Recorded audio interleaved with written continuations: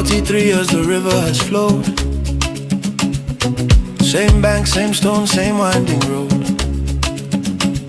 But the youth are calling with voices loud, breaking through the grey morning cloud. The land is tired, the people are strong, waiting, praying it won't be long. One man stepped from the halls of power to stand with us in this urgent hour. Chiroma, oh Chiroma, you carry our dream, a beacon shining where hope has been. From the mountains to the shore, we raise our prayer that change will come and justice be fair. Chiroma, oh Chiroma, light the way home for every child of Cameroon.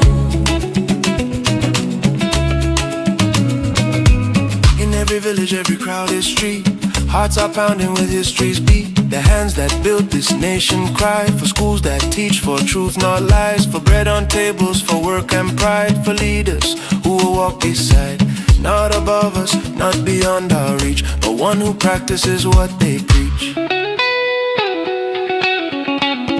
Chiroma, oh Chiroma, you carry our dream, a beacon shining where hope has been.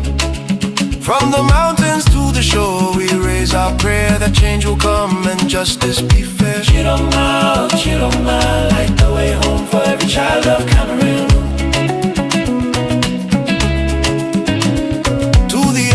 Who has served so long, your chapter's written, your story strong. Find your ease now in honor and grace, pass the torch to a younger face. Let Cameroon remember you, not for holding on but letting through the dawn that's breaking, the hope reborn. This is not defeat, it's a gentler moon. Chiroma, oh Chiroma, you carry our dream, a beacon shining where hope has been. From the mountains to the shore, the people stand ready to rebuild this blessed land. Chiroma, oh Chiroma, we believe will come home. Chiroma, oh Chiroma, you carry our dream. Chiroma, shining and where hope has been. From the mountains to the shore, the people stand ready to rebuild this blessed land. Chiroma, oh Chiroma, light the way home for every child of Cameroon.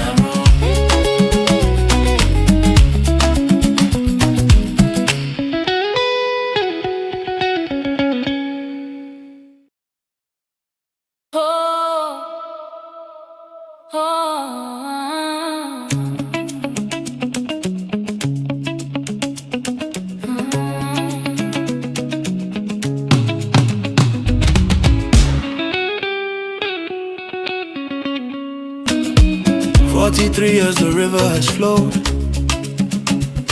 Same bank, same stone, same winding road. But the youth are calling with voices loud, breaking through the grey morning cloud. The land is tired, the people are strong, waiting, praying it won't be long. One man stepped from the halls of power to stand with us in this urgent hour. Chiroma, oh Chiroma, you carry our dream, a beacon shining where hope has been. From the mountains to the shore, we raise our prayer that change will come and justice be fair. Chiroma, oh Chiroma, light the way home for every child of Cameroon. In every village, every crowded street, hearts are pounding with history's beat. The hands that built this nation cry for schools that teach, for truth not lies, for bread on tables, for work and pride, for leaders who will walk beside, not above us, not beyond our reach, but one who practices what they preach.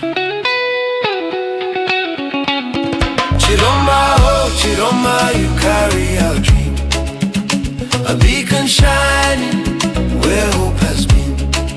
From the mountains to the shore, we raise our prayer that change will come and justice be fair. Chiroma, oh Chiroma, light the way home for every child of Cameroon. To the elder who has served so long, Your chapter's written, your story's strong. Find your ease now in honor and grace. Pass the torch to a younger face. Let Cameroon remember you, not for holding on, but letting through. The dawn that's breaking, the hope reborn. This is not defeat, it's a gentler mourn. Chiroma, oh, Chiroma, you carry our dream. A beacon shining where hope has been. From the mountains to the shore, the people stand ready to rebuild this blessed land. Chiroma, oh, Chiroma, we believe we'll come home. Chiroma, oh, Chiroma, you carry our dream. Chiroma, a beacon shining and where hope has been. From the mountains to the shore, the people stand ready to rebuild this blessed land. Chiroma, oh, Chiroma, light the way home for every child of Cameroon.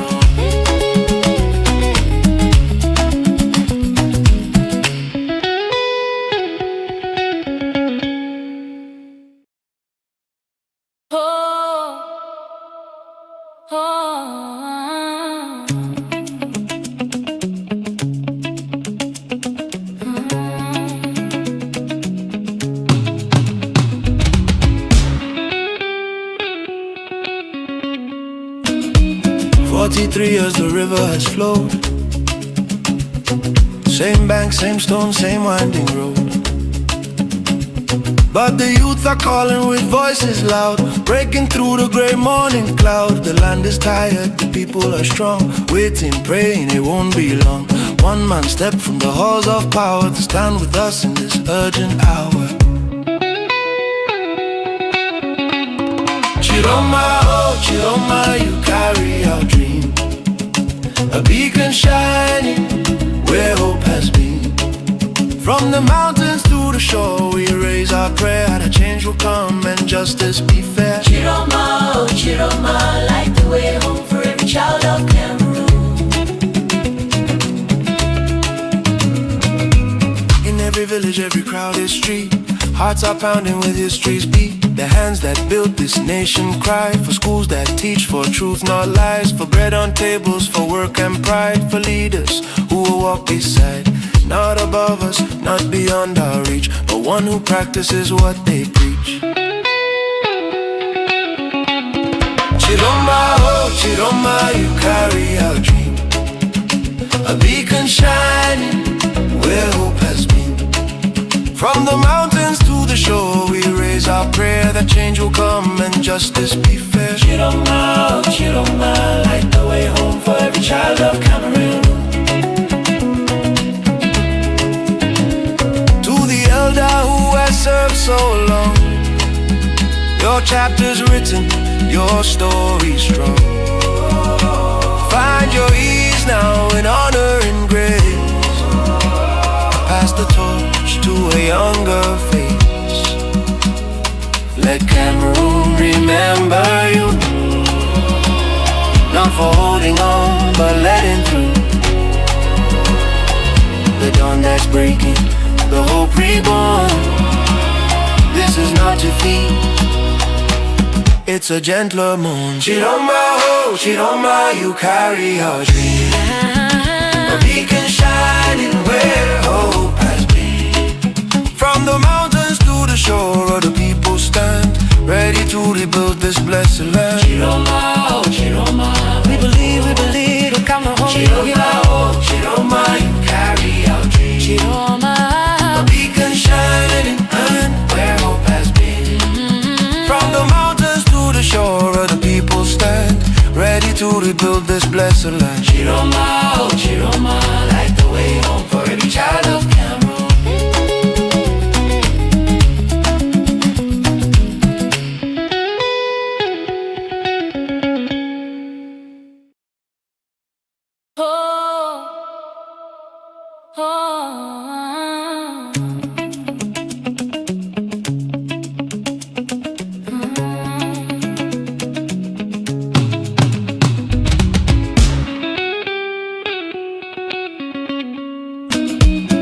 43 years the river has flowed.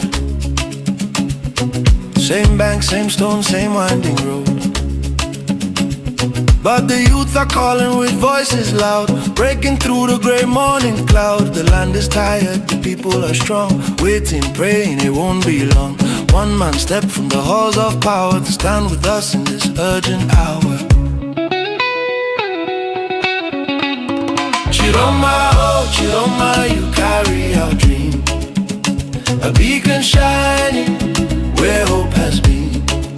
From the mountains to the shore, we raise our prayer that change will come and justice be fair. Chiroma, oh Chiroma, light the way home for every child of Cameroon. In every village, every crowded street, hearts are pounding with history's beat. The hands that built this nation cry for schools that teach, for truth not lies, for bread on tables, for work and pride, for leaders who will walk beside, not above us, not beyond our reach, but one who practices what they preach. Chiroma, oh Chiroma, you carry our dream, a beacon shining where hope has been. From the mountains to the shore, we raise our prayer that change will come and justice be fair. Chiroma, oh Chiroma, light the way home for every child of Cameroon.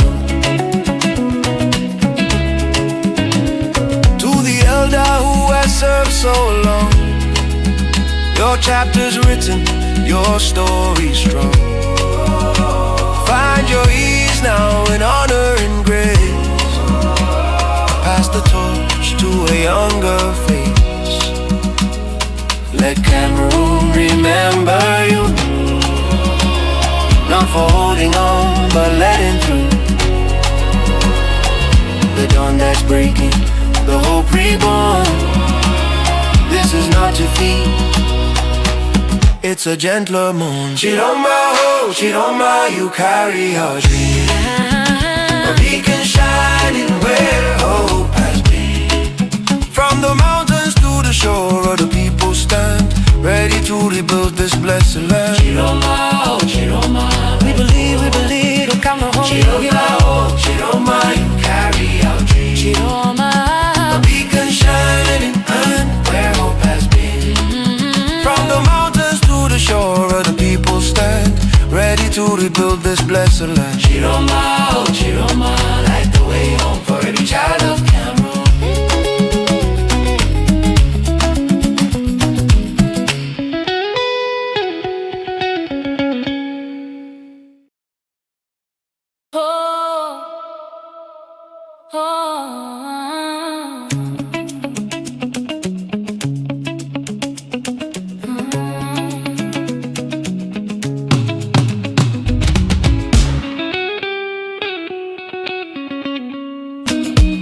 43 years the river has flowed. Same bank, same stone, same winding road. But the youth are calling with voices loud, breaking through the grey morning cloud. The land is tired, the people are strong, waiting, praying it won't be long.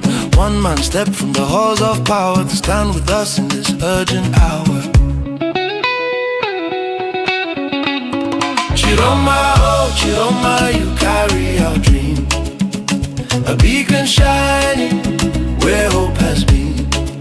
From the mountains to the shore, we raise our prayer that change will come and justice be fair. Chiroma, oh Chiroma, light the way home for every child of Cameroon. In every village, every crowded street, hearts are pounding with history's beat. The hands that built this nation cry for schools that teach, for truth not lies, for bread on tables, for work and pride, for leaders who will walk beside, not above us, not beyond our reach, but one who practices what they preach. Chiroma, oh Chiroma, you carry our dream, a beacon shining where hope has been. From the mountains to the shore, we raise our prayer that change will come and justice be fair. Chiroma, oh Chiroma, light the way home for every child of Cameroon. To the elder who has served so long, Your chapter's written, your story's strong. Find your ease now in honor and grace. Pass the torch to a younger face. Let Cameroon remember you, not for holding on, but letting through. The dawn that's breaking, the hope reborn. This is not defeat, it's a gentler moon. Chiroma, oh, Chiroma, you carry our dream. A beacon shining where hope has been. From the mountains to the shore, the people stand ready to rebuild this blessed land. Chiroma, oh, Chiroma, we believe, we'll come home. Chiroma, oh, Chiroma, you carry our dream. Chiroma, a beacon shining and where hope has been. From the mountains to the shore, the people stand ready to rebuild this blessed land. Chiroma, oh, Chiroma, like the way home for every child of Cameroon.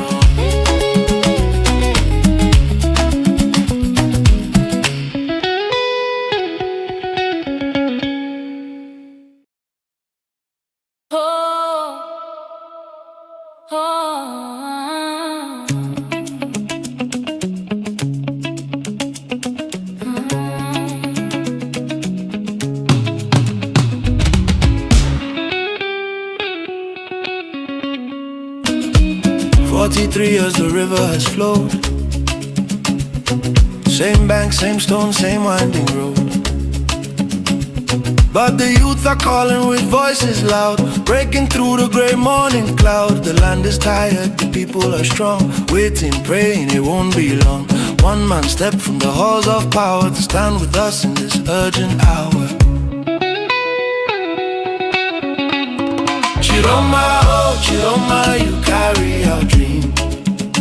A beacon shining where hope has been. From the mountains to the shore, we raise our prayer that change will come and justice be fair. Chiroma, oh Chiroma, light the way home for every child of Cameroon.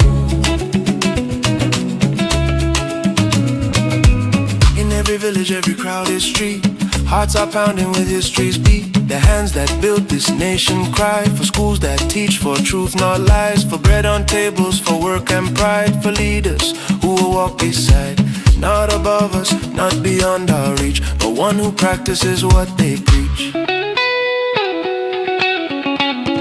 Chiroma, oh Chiroma, you carry our dream. A beacon shining where hope has been. From the mountains to the shore, we raise our prayer that change will come and justice be fair. Chiroma, oh Chiroma, light the way home for every child of Cameroon. To the elder who has served so long, your chapter's written, your story's strong. Find your ease now in honor and grace. Pass the torch to a younger face. Let Cameroon remember you, not for holding on, but letting through. The dawn that's breaking, the hope reborn. This is not defeat, it's a gentler moon. Chiroma, oh Chiroma, you carry our dream. A beacon shining where hope has been. From the mountains to the shore, the people stand ready to rebuild this blessed land. Chiroma, oh Chiroma, we believe, we'll come home. Chiroma, oh Chiroma, you carry our dream. Chiroma, a beacon shining and where hope has been. From the mountains to the shore, the people stand ready to rebuild this blessed land. Chiroma, oh Chiroma, light the way home for every child of Cameroon.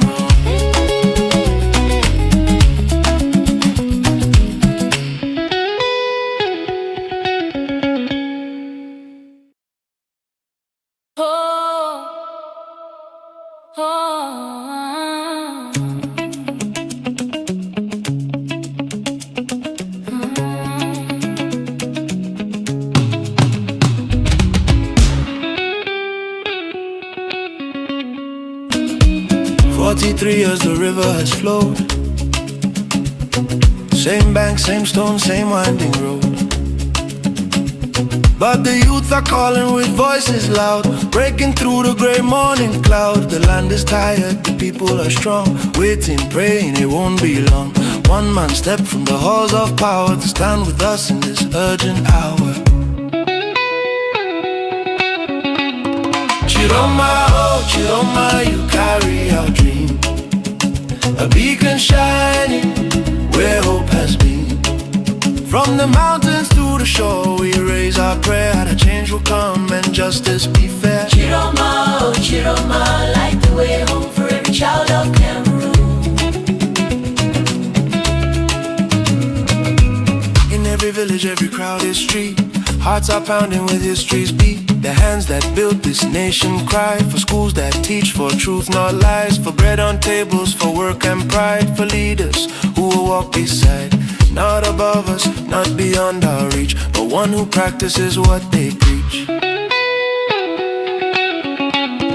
Chiroma, oh Chiroma, you carry our dream, a beacon shining where hope has been. From the mountains to the shore, we raise our prayer that change will come and justice be fair. Chiroma, oh Chiroma, light the way home for every child of Cameroon. Who has served so long, your chapter's written, your story strong. Find your ease now in honor and grace, pass the torch to a younger face. Let Cameroon remember you, not for holding on but letting through. The dawn that's breaking, the hope reborn.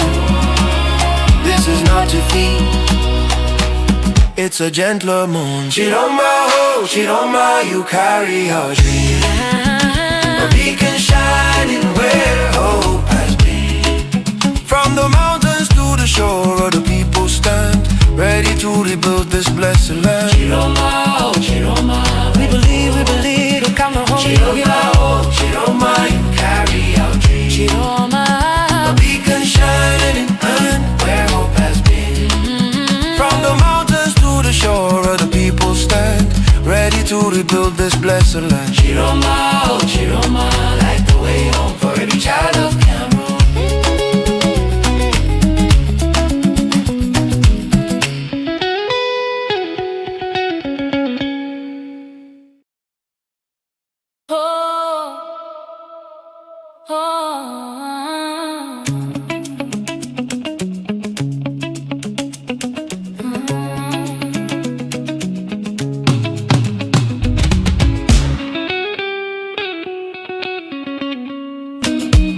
43 years the river has flowed.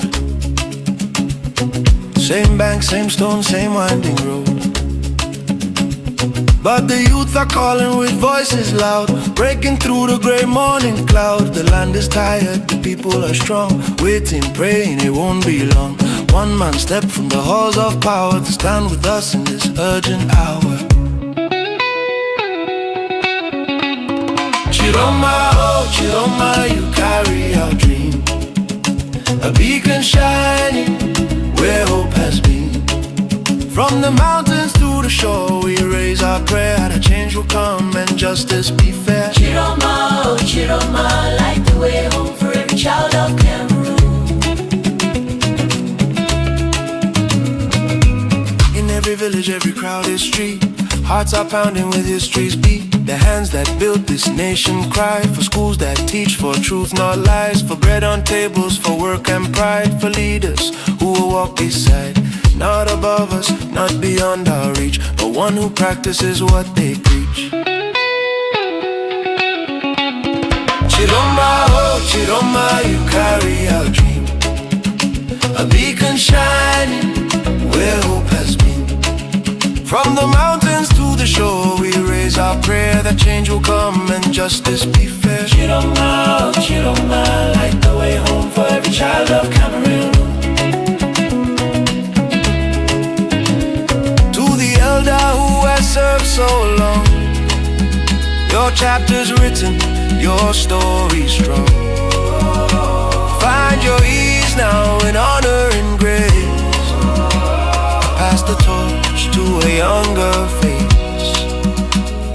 Let Cameroon remember you, not for holding on, but letting through. The dawn that's breaking, the hope reborn. This is not defeat, it's a gentler moon. Chiroma, oh, Chiroma, you carry our dream. A beacon shining where hope has been. From the mountains to the shore, all the people stand ready to rebuild this blessed land. Chiroma, oh, Chiroma, we believe, we'll come home. Chiroma, oh, Chiroma, you carry our dream. Chiroma, a beacon shining and where hope has been. From the mountains to the shore, all the people stand ready to rebuild this blessed land. Chiroma, oh, Chiroma, light the way home for every child of Cameroon.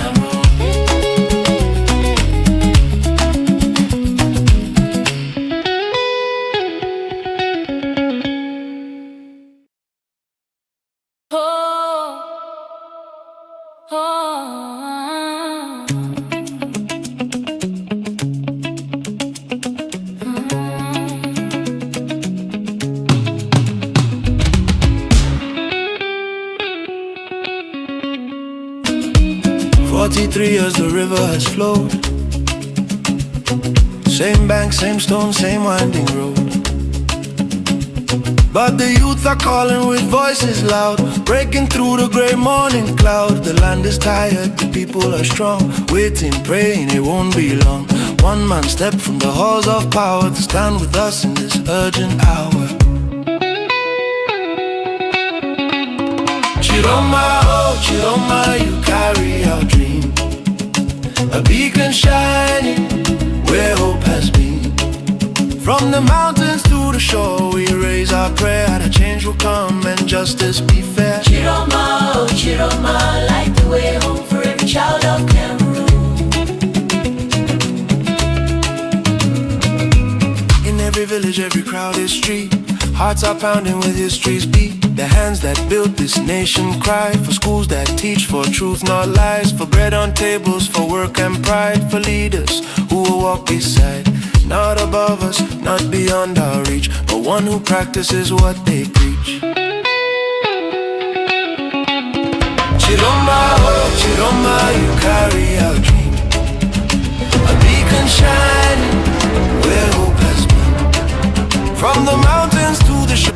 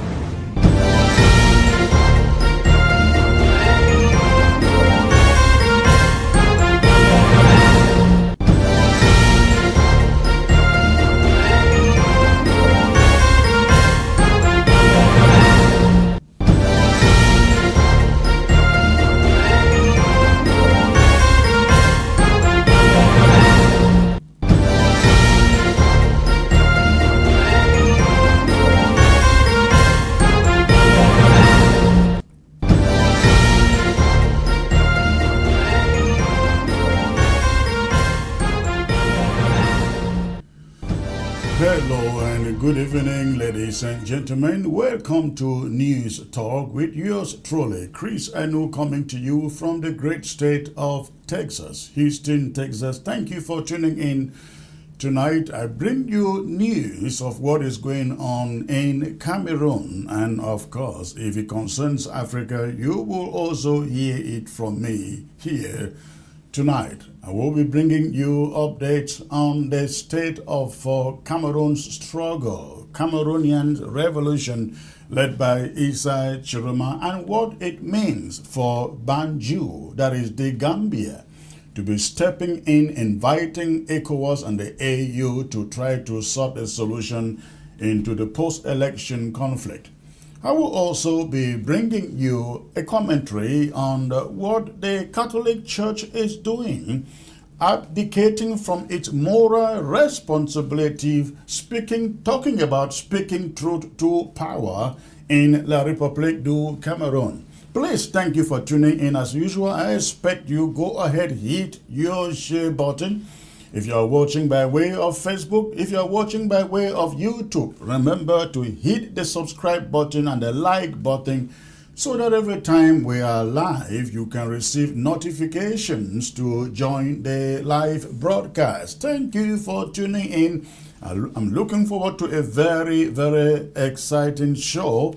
And unfortunately, my guests may not be joining me tonight. Everybody seems to have technical problems joining. Whatever the case, I am capable of keeping you spellbound on your screen for the next 1.5 hours. So please do not touch your remote. I'm going to be right back. Stay put, please. ABS can help you reach your target audience like never before. Advertising on ABS, you'll benefit from our extensive reach and dedicated viewership. We offer special advertising packages during primetime slots and popular shows. You'll also be featured on our social media platforms, reaching an even wider audience. Don't miss out on this opportunity. Take your business to the next level. Contact our advertising team at absafricatv@gmail.com.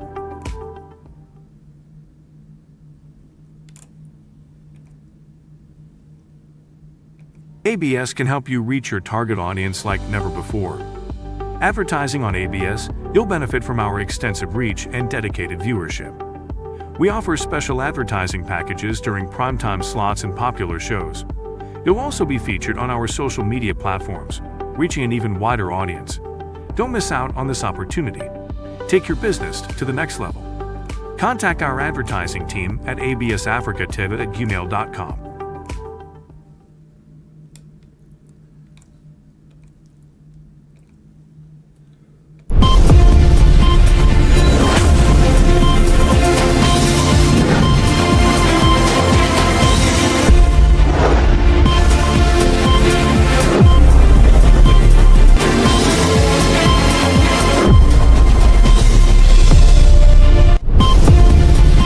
All right, thank you for staying put, ladies and gentlemen. Again, I come to you tonight with updates of what is happening in La République du Cameroon following the elections of October 12th. Of course, that is not the only thing that I'll be talking about here. I will also be bringing you updates from what is happening in Amazonia, talking about a response. Now, yesterday on this show, I brought you information about the abduction of certain reverend fathers in the Endop in Ketunjia County in Amazonia. And I brought in my guests who made it clear that some of them were released, 4 were released, and 1 was still in custody. Now, right after the show, the APLC, that is the Coalition of Amazonia Liberation Fighters on the ground, they put out a statement to the Catholic authorities in Cameroon, Bamenda in particular, reacting to a press statement that was put out yesterday by the Archbishop of Bamenda, Archbishop Nke. So, I will be reading that press statement put out as a response to Bishop Nke by the APLC. But not only that, we're coming live this evening. We'll learn of an ambush an ambush in the village called Sop, I think Sop, that is in Donga, Mantung, where Ambazonian fighters, ladies and gentlemen, ambush two Cameroonian soldiers. Ambazonian fighters ambushed two Cameroonian fighters in the Sop. I think Sop again is in Donga, Mantung, and confiscated their arms, disarmed them effectively. And I will be bringing that to you and with some videos accompanying that. But let me bring you the statement from the Ambazonian fighters to the Catholic authorities in Bamenda from yesterday, talking about a response to Bishop Inke, accusing the Ambazonian fighters of abducting some reverend fathers in the Ingo, Ketunja, precisely in Dop in the Bamenda, in the northern zone.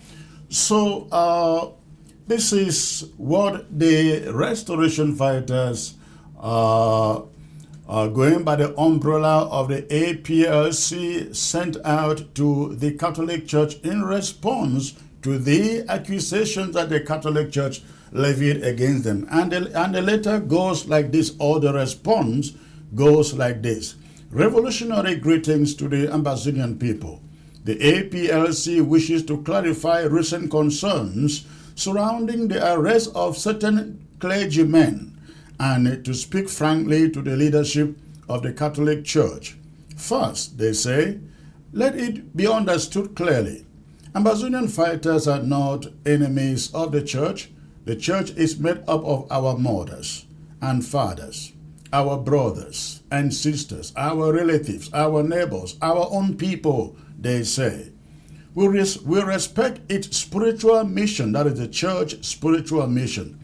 But Church authorities must also recognize that an active war is ongoing in Ambazonia and must understand the root causes of this struggle. Again, I'm reading verbatim from the APLC Ambazonia Restoration Fighters. Now it continues. For decades, our people have endured assimilation, marginalization, discrimination, underdevelopment, repression, unlawful imprisonments, and deep poverty under successive regimes of La République du Cameroon. The Catholic Church, in particular, has witnessed these injustices firsthand, they write. Yet, despite this reality, many church leaders have repeatedly chosen to associate closely with state structures and military forces whose actions, they say, have brought suffering to Ambazonian communities. Again, I'm reading verbatim from a statement put out by Ambazonia Restoration Fighters directed at the Catholic authorities in Bamenda. Now, their statement continues. This has deeply wounded the trust of our people. A major concern is the frequent practice in which clergymen travel with La République military escorts into Ambazonia communities. Forces known to commit abuses, burn villages, and arrest or harm civilians. Whether intentionally or not, such actions send a signal that church authorities are siding with the La République du Cameroon government against the very people they minister to. We urge the Church, the Catholic Church, to reflect on the message this partnership transmits. The arrest of the 6 Reverend Fathers followed actions we consider to be serious breaches of neutrality, the fighters write. 5, they say, were released out of goodwill. The remaining priests will also be released once internal procedures are completed. Our goal, they say, is not to target the church, but to protect our people during a time of war. We remind all church institutions that they can freely carry out their spiritual, humanitarian, and social missions without aligning themselves with any armed forces. Now, again, that is a very apt letter there coming from Ambazonia Restoration Forces directed at the Catholic Church. Now, the letter continues. When church leaders remain neutral and independent, no Ambazonian fighter will ever target them. But when they appear to stand together with the same structures responsible for the suffering of our people, they risk losing the trust, the respect, and the cooperation of the communities they serve. And the letter continues, thousands of Ambazonians are languishing in La République du Cameroon prisons. Yet, the silence from many church authorities talking about the Catholic Church in particular has been deafening. Our people, they say, observe this silence with pain. The APRC calls on all religious leaders, especially within the Catholic Church, to stand for justice, neutrality, and the protection of all human lives. We expect moral voices to rise above political alliances and to accompany the suffering people of Ambazonia with courage and truth. Now the letter ends with this paragraph. On this note, APRC declares any protest organized by the church as treasonous, and any person who shall take part in it will face the consequences. Also, any form of protest organized by priests shall lead to the closures of all Catholic schools and churches in Ambazonia. If the church cannot speak the truth to La République du Cameroon government and the international community, they should at least avoid bringing La République du Cameroon military into Ambazonia. Again, and that is the end of that communication from the APRC. I think that is a very strongly worded and a well-articulated statement coming from the APRC, and everything they have said makes a lot of sense. Throughout the 9 years of this Ambazonian conflict, ladies and gentlemen, thousands of Ambazonian citizens have been killed by the Cameroon army, and some buried in mass graves, acknowledged by the Catholic Church. And yet, we've not seen, not once, Catholic hierarchy asking its Christians to go out and protest the killing of their own brothers and sisters. But here we find a situation where the Catholic Church was about mobilizing their Christians to put them in danger to go out and protest for these reverend fathers. This is the height of hypocrisy. That is the height of hypocrisy. And I will be coming back to this subject in one of my monologues for today. But besides this later, ladies and gentlemen, you also have an ambush that took place today. Somebody has sent me a story describing what happened there. If you see, before I get there, if you see the image on your screen, that was, they call it a harvest by the Ambazonia Restoration Forces today in the community called SOP in the Donga Mantung, I believe. Let me get to the story that was sent to me in reference to the image that you find on your screen. It says, here is the fresh harvest of 2 hefty machines collected from the 2 military terrorists neutralized this late morning at Sop village under Ndu local government area in Donga Mantung County by the newly installed Donga Mantung Unity Warrior Squad in collaboration with their colleagues from Bui under FM Mad Dog. The mission led by Major General Bush Rambo, who took power last Saturday, was his first as he crowned Major General, as the Crown Major General, I don't get that, and came out victorious with 2 fresh sticks and their holders neutralized. Note that this SOP is in Ndu and not the one in Jakiri, where the Air Force and Kung Fu boys just had their own battle this evening. The power of unity cannot be overemphasized, as the results are there for all to see. All right, again, that was happening in the SOP in Ndu, ladies and gentlemen. Today, let me see I can bring in Shay Tata, who has some knowledge about the images you find on your screen there, to give us an update of what happened there. Hello, sir. Good. Is it good evening or good afternoon there? Good afternoon, Comrade Chris. Can you hear me? I can hear you 5 on 5, sir. All right. It's evening here anyway. All right. Yeah.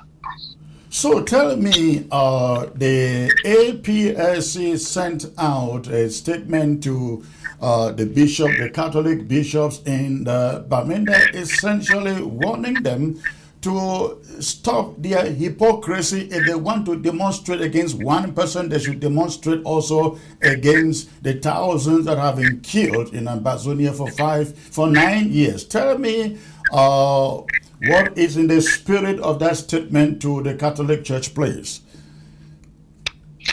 I think I'm sure you must have read the statement, and the statement has no controversy, no contradictions. It's you can say that it's extending a hand of peace, and you can also say that it's a form of dialogue, because this letter is coming out after a provocation where the fighters were not being allowed to carry out their investigations, and to understand why the church that is supposed to be the mouthpiece of the people, the church that is supposed to be the voice of the voiceless, that some leaders, and not this that they are quoting about some leaders, they keep emphasizing on that. They are not accusing the whole Catholic Church, but they know that some leaders in that Catholic Church have been playing to the gallery. And that is what they do not understand, that the church will write a letter, even the letter that they wrote threatening them, but will write to the Cameroon government asking them for dialogue and negotiations, and yet the fighters cannot understand why you will want someone to negotiate and dialogue, yet you cannot also dialogue. I think they say you teach by examples, because this would have been an opportunity for the church also to understand the position of these fighters, to talk to them than to threaten them. So for me, I think that the fighters once more have again have demonstrated a form of maturity, and they have at the same time called for caution. I don't know if I would call it an appeal, because it sounds also as a warning but not a threat to the civilians or to the Christians who will want to go out there to demonstrate on something which the fighters think that they are doing for the good of everyone. They want the church to be there because the church plays a very major role, especially in the spiritual lives of the people. The church should be there to speak truth, to be able to stand for justice like some priests and pastors and bishops have been doing. We didn't see any letters of threats when the pastors in Ndu, just 2 weeks earlier, we are being massacred, shot and killed by the military. Nobody wrote any threats to the Cameroon government to stop that or to release. Even we have a history, even priests have been massacred by the same regime that they are defending, that they are working with. And when the crisis started, we remember the issue of, I think, the Kenyan priest. We know what happened in Kembong village. Yeah. And we didn't see the church attacking the regime and the military for all these atrocities which they committed. But like I said, each time there is anything that is done by the restoration forces or Ambazonians, the church is quick to condemn. And that is why the fighters do not understand the position of the church anymore. If they are actually working as shepherds or to the sheep, or they have decided to work as or to work for the oppressor, or are the oppressors now themselves. Because anyone who refuses to stand against oppression is worse than the oppressor. Right. In one of the paragraphs of the statement from the restoration fighters, they write, the arrest of the 6 Reverend Fathers followed actions we considered to be serious breaches of neutrality. 5 were released out of goodwill. The remaining priests will also be released once internal procedure are completed. Now, do we know exactly, because it said the arrest of the 6 followed actions we considered to be serious breaches. Now, do we know what these breaches are? It's been very clear. I think I was on your show yesterday, and I spoke about the behavior of the church, or even some cultural groups and some dignitaries who feel that they can use the military anywhere, and by so doing sometimes they infiltrate our village and expose certain things at certain locations that give the military the right to invade them later and probably kill our civilians and our restoration fighters. So it is no longer news. We saw the nuncio in Bamenda that was ferried from Bafusam with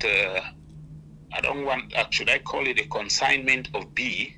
Yeah. Who were also so happy to stand close to a holy person, holy in quotes, and at the same time, there will be the same people who will leave the nuncio and get into the villages, get into our schools like in Bamili, and start raping our girls, shooting our people, and causing all forms of atrocities. So this breaches that these warriors are talking about are the fact that the church is very free to carry out its activities in Ambazonia, hitch-free. They do not need the military to accompany them. There would have been, I don't know if that has been cancelled, there would have been the launching of, I think, a Catholic university in Ngoketunja, which the Apostolic Nuncio was supposed to be part of, and they didn't see any need why the military should be there, because each time the military comes, it also stops, because don't forget that these fighters, as they mentioned in the letters, those who go to the church are their mothers, their fathers, their sisters, their relatives, and they themselves, some of them are also Christians, and they too would like to participate in some of these activities.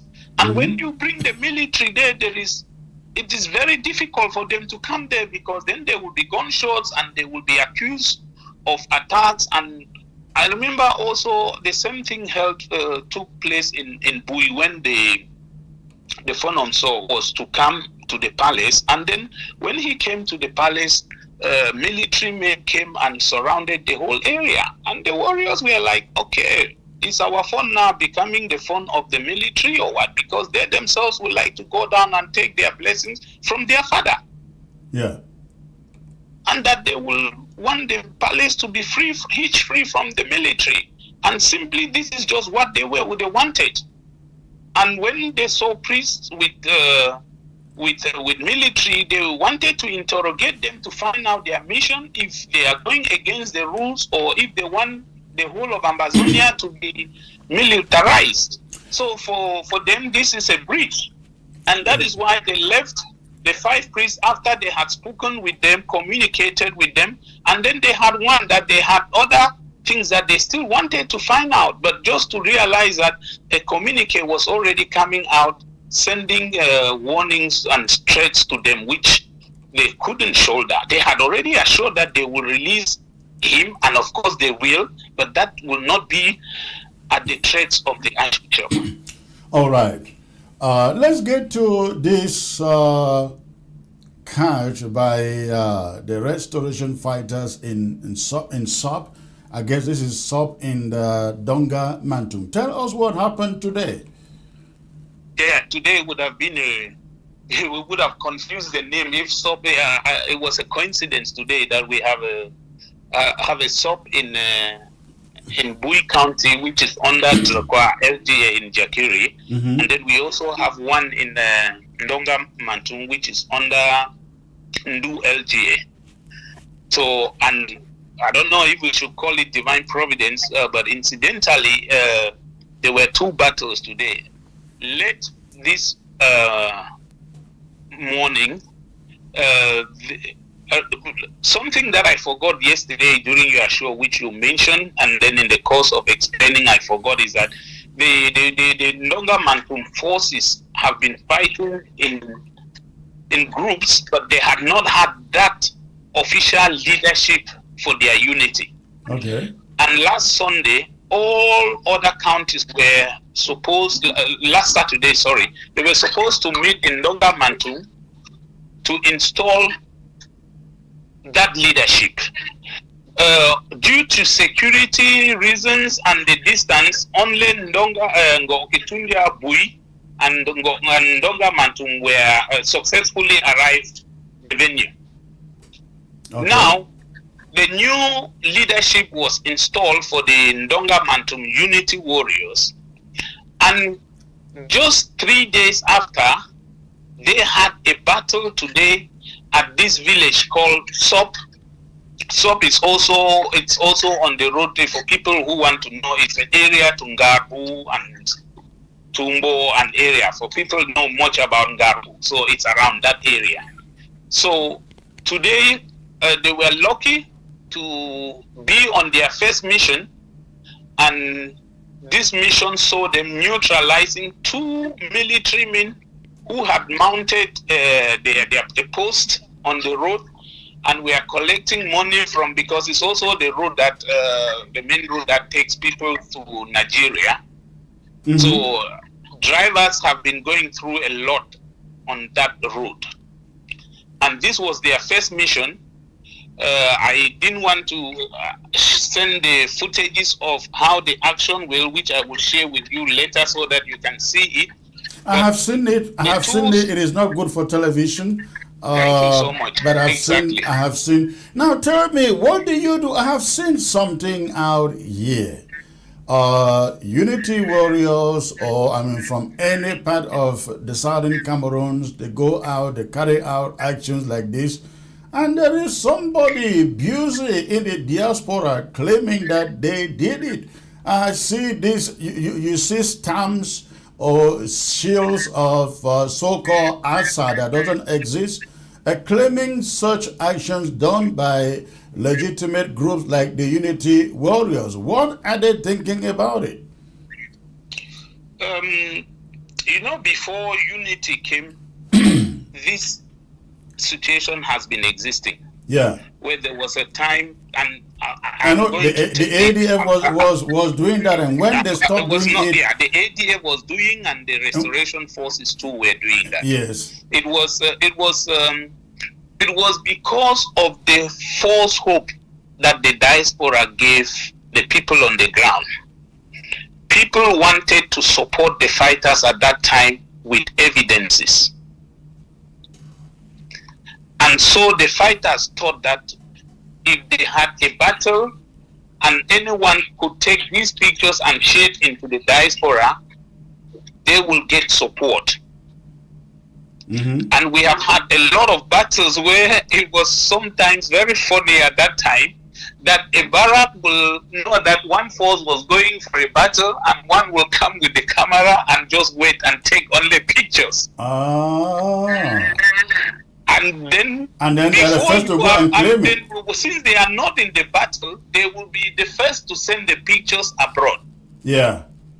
Okay. And then people, by the time they finish the battle and come, they will realize that their videos have already been out there with a different barrack or a different group claiming the battle. And this is one of the reasons that brought in fighting in ground zero. Mm-hmm. So fighters started fighting each other, and the reason was simply because people were using that to raise money, money that didn't even come to them.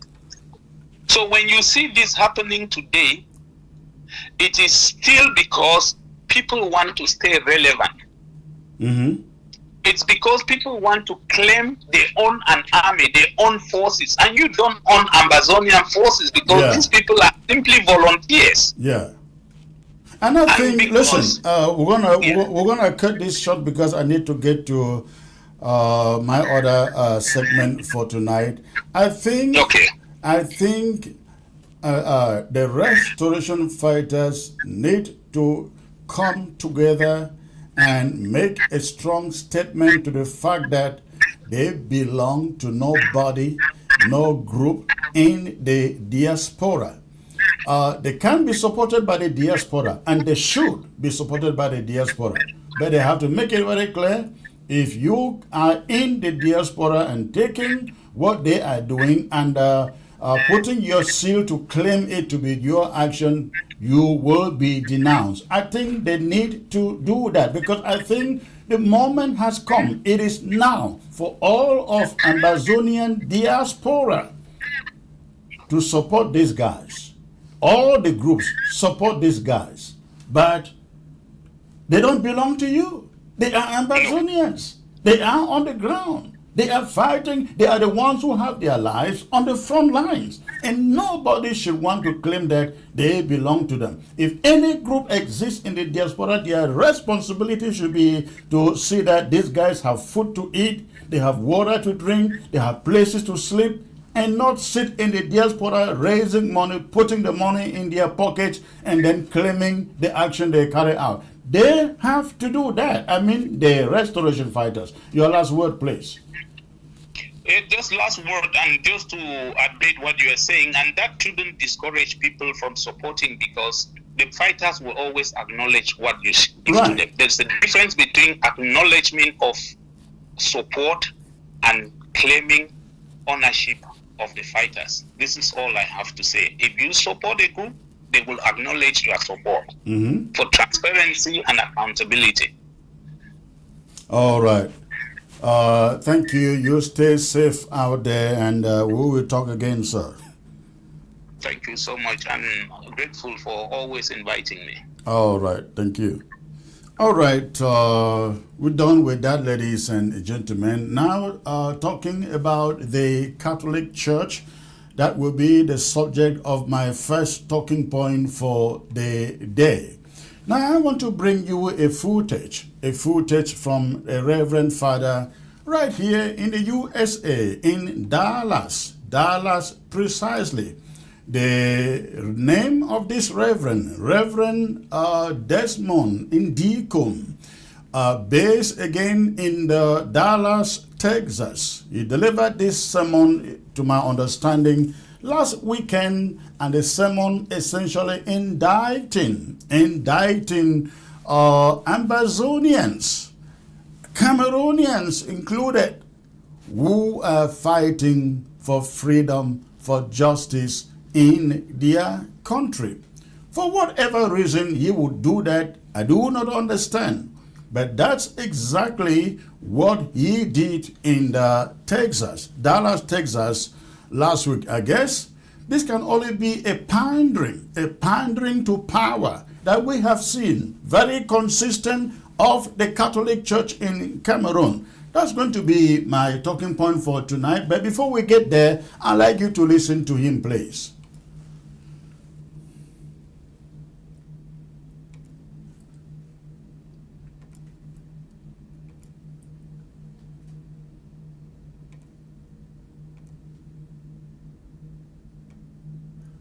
Oh, I'm sorry, the audio is not there. Let's see.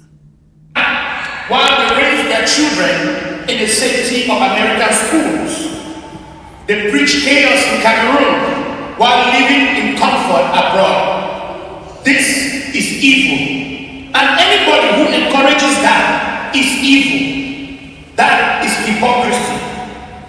And that is the opposite of Jesus' kingship. He said, blessed are the peacemakers. St. John Chrysostom said, he who stirs another to violence loads upon his own head the blood of the innocent. He who stirs another to violence loads upon his own head the blood of innocent. Say that man will encourage another man to go find palabra, to go find do bad things, they kill people. You will encourage that kind of thing, the blood from all man will die, it could get that's not for your head. So no sugar for you, they encourage people to go for street, go enter violence, and then things say your hand is clean, your hand is not clean, you be a bad person. My brothers and sisters, we all desire change in Cameroon and in the wider world. We desire justice. We desire fairness. We desire good governance. We desire security. But friends, change cannot come at the cost of innocent blood. That is not liberation. It is destruction. That is not patriotism. It is betrayal. And God will judge harshly those who turn the pain of a nation into an opportunity for influence, for fame, and for political gain. In the gospel, Jesus reigns not from the place, not from the palace, but from the cross. He does not command armies. He does not call angels to destroy his enemies. Jesus forgives. On the cross, the soldiers mock him. If you are the king, save yourself and save us. But Jesus shows that his kingdom is not built through force, violence, or vengeance, but through mercy, truth, and sacrificial love.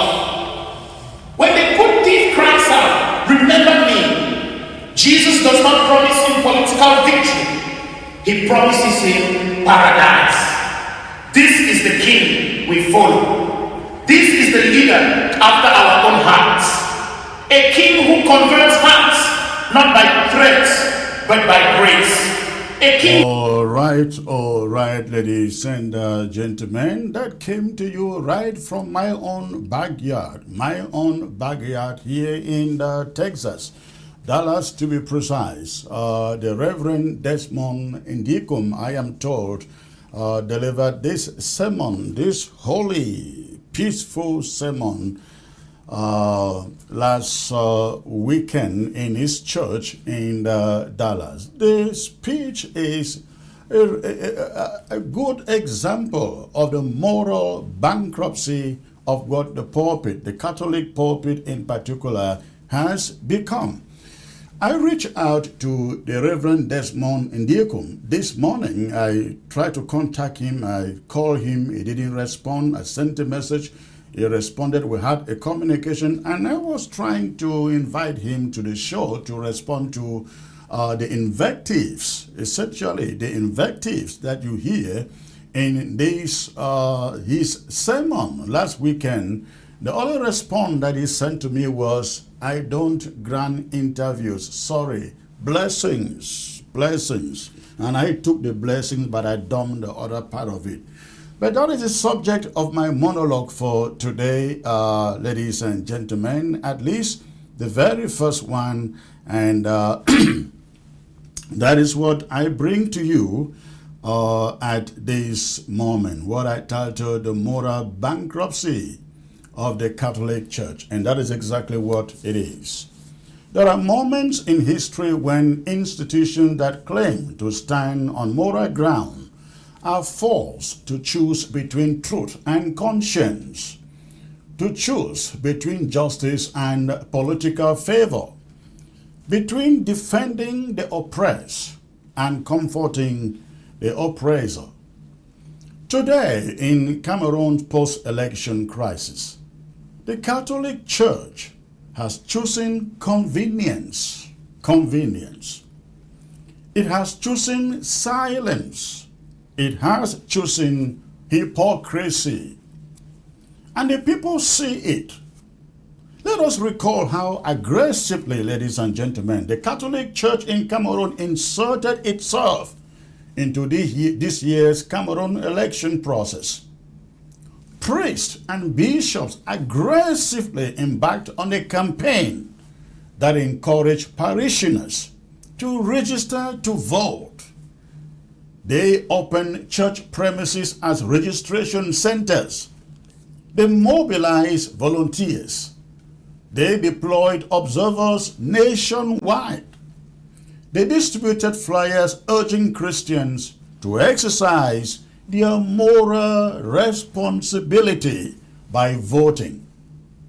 They even preached from the pulpit that civic duty is a Christian virtue. They wanted to be part of the process. They insisted on being part of that process. They used the authority of the church to push people into that process. They believe, I don't know whether rightly or wrongly, that change was in the making. Fine. But now that the results have come out, results that contradict their own observers' report, results that expose blatant rigging, manipulation, and theft of the people's will, the Catholic Church in Cameroon has suddenly found its tongue tied, its courage evaporated, its moral backbone melted like wax before a flame. The observers say the election was stolen. Their hierarchy, from the nuncio to the archbishop, say nothing. Worse, instead of condemning the fraud, the Catholic Church elite marched straight to Paul Biya's doorsteps to congratulate him for his re-election. They congratulated the thief on the cross for stealing but led Jesus to fend for himself, that is, the masses. They congratulated the dictator for tightening his grip. They congratulated a regime that has spent decades persecuting, oppressing, jailing, torturing, and killing its own citizens. What does that say about the Catholic Church commitment to truth in Cameroon? What does that reveal about its understanding of justice? What does it teach Cameroonians about the value of their vote? Inside the cathedral in Bamenda, as we have all seen, ordinary Catholics, faithful men and women in the lion's den in that country, not in the diaspora, showed their disapproval when Paul Biya was mentioned as their president. But their leaders ignored that jeer. Their leaders looked away. Their leaders pretended not to hear. Apparently, the hierarchy of the Catholic Church listens to power, not to the people. And from far away here in Dallas, Texas, comfortably seated in a parish that faces none of the horrors ordinary Cameroonians face back home, comes Father Desmond Indikum, the man you see on your screen, loud, confident, but dangerously ignorant, swooping in with lectures not based on truth or justice, but on a desire to please those above him. From his pulpit, he launches an attack, not on dictatorship, not on corruption, not on the rigging of elections, not on those who kill without remorse, but on Cameroonians in the diaspora who dare to protest injustice. That is who this man you see is. Listen to him, and I quote, "They have their children in safe American schools while they preach hate back home. Your hands," he says, "are not clean." Moral outrage. When Anglophone, as they call it, Anglophone villages were being burned to ashes. Where was this concern for innocent blood when the military massacred millions in the southern Cameroons?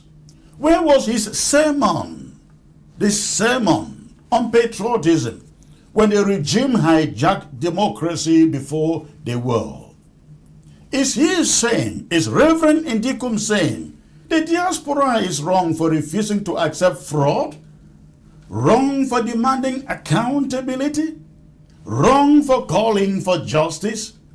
When Reverend Father Ndikum quotes, "Blessed are the peacemakers," he conveniently forgets that peacemakers confront injustice. They do not excuse it. They do not comfort dictators. They do not turn their criticism towards victims while protecting the perpetrators. Jesus did not bless collaborators. He did not bless traitors. He did not bless silence. He did not bless cowardice. He did not bless those who sit with the powerful and rebuke the oppressed. Not at all. Is Reverend Father Ndikum seeking promotion? Is he hoping the apostolic nuncio takes note of his obedience? Is he angling for elevation within the Catholic hierarchy by saying what places Rome or Yaoundé? Why does the Reverend Ndikum not demand transparency from the church that push people to vote? Why does he not question why the church is silent about election theft?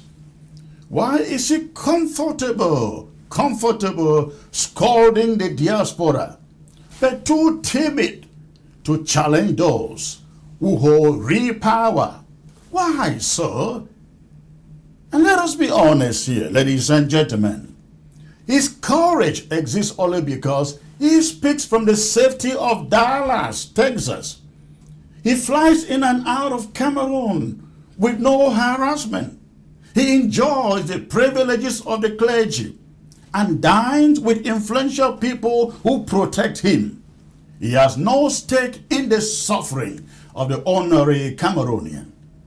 Reverend Ndikum has no fear of sleeping in the neighborhood, patrolled by trigger-happy invading soldiers from Cameroon.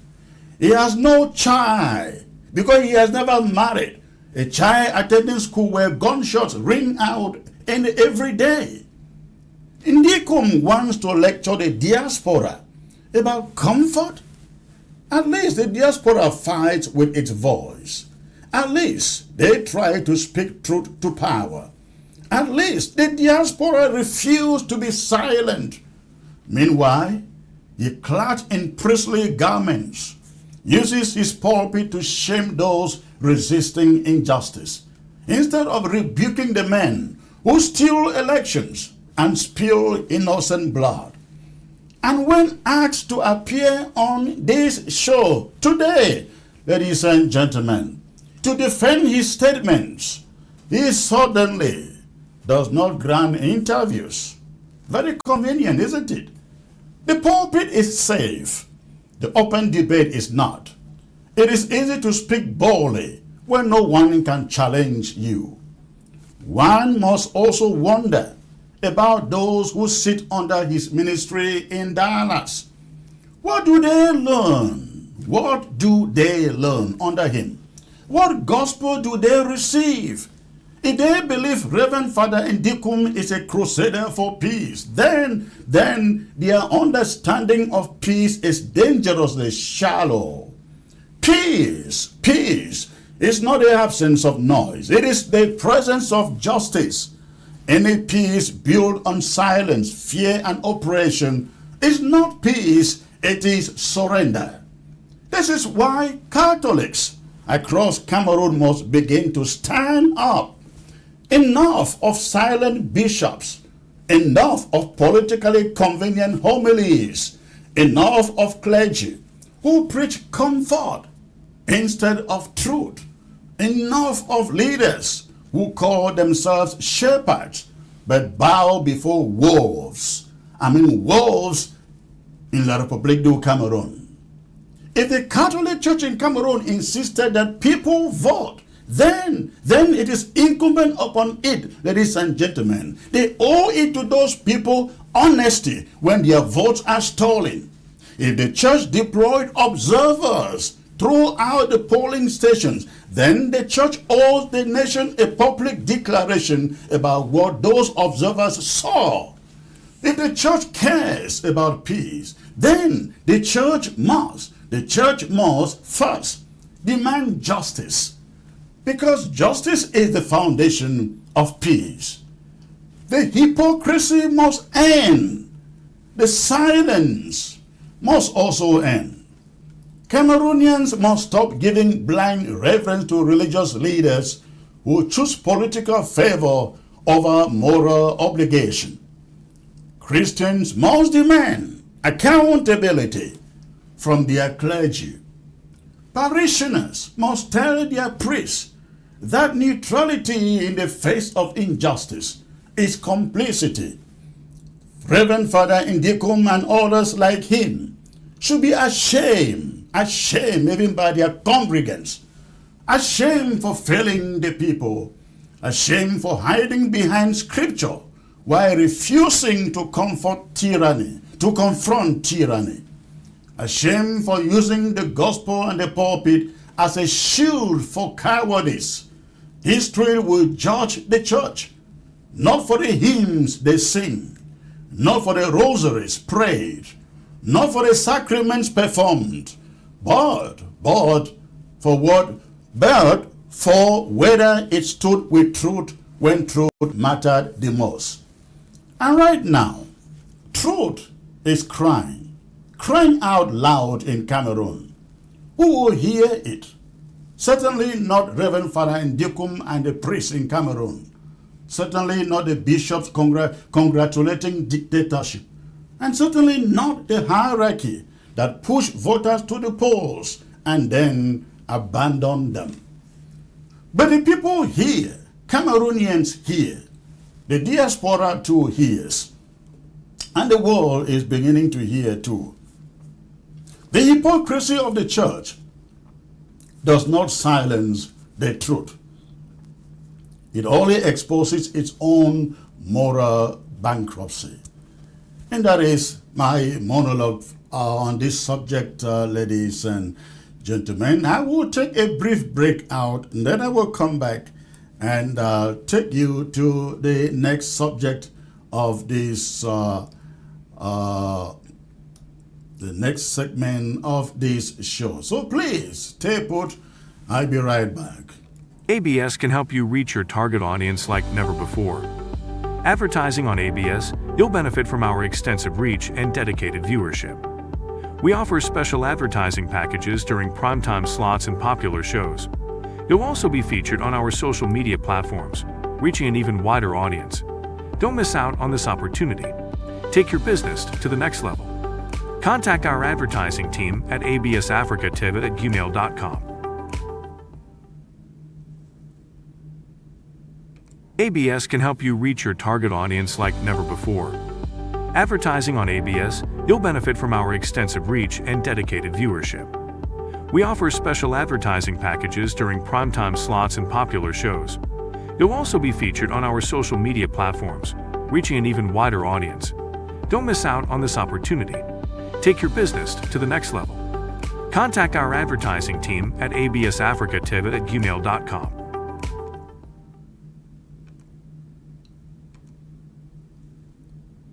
ABS can help you reach your target audience like never before. Advertising on ABS, you'll benefit from our extensive reach and dedicated viewership. We offer special advertising packages during primetime slots and popular shows. You'll also be featured on our social media platforms, reaching an even wider audience. Don't miss out on this opportunity. Take your business to the next level. Contact our advertising team at absafricativ@gmail.com.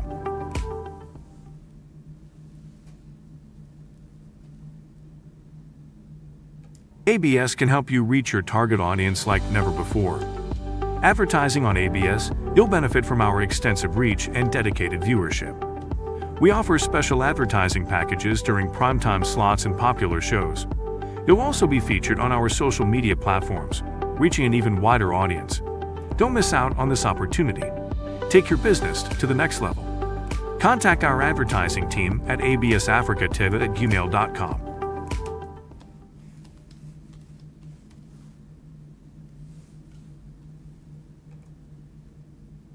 ABS can help you reach your target audience like never before. Advertising on ABS, you'll benefit from our extensive reach and dedicated viewership. We offer special advertising packages during primetime slots and popular shows. You'll also be featured on our social media platforms, reaching an even wider audience. Don't miss out on this opportunity. Take your business to the next level. Contact our advertising team at absafricativ@gmail.com.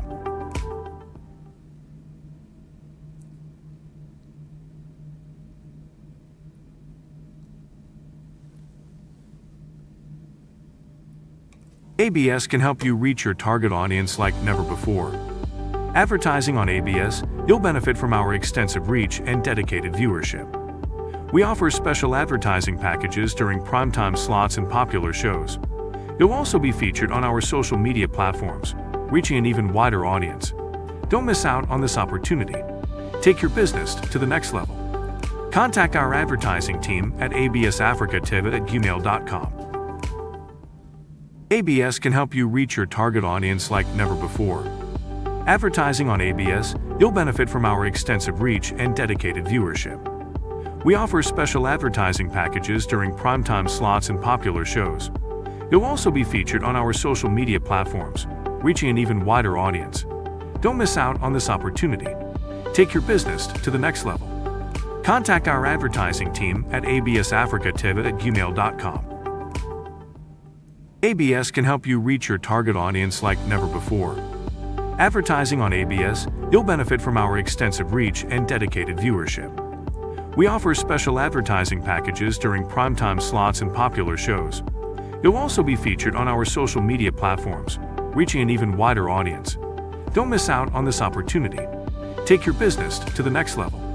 Contact our advertising team at absafricativ@gmail.com. ABS can help you reach your target audience like never before.